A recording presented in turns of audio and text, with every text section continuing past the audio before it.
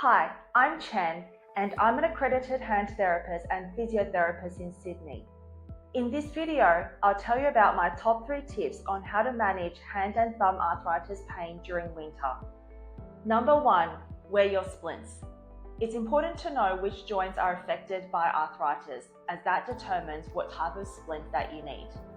This is a thumb CMC push brace, which is used for base of the thumb arthritis.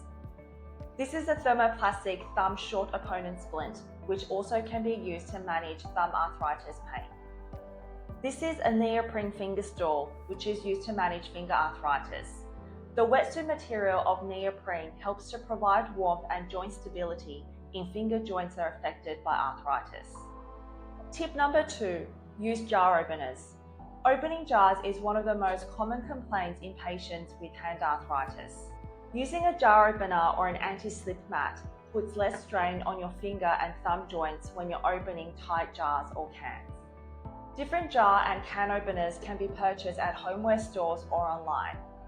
Tip number 3, keep your hands and joints warm. During winter and colder weathers, hand arthritis pain can feel worse than when it's warmer. It's important to keep the joints warm as that improves the blood flow to the affected area.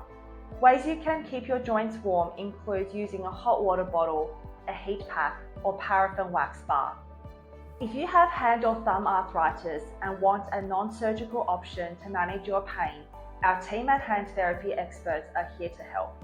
Call 1300 334 263 or book online at handtherapyexperts.com.au.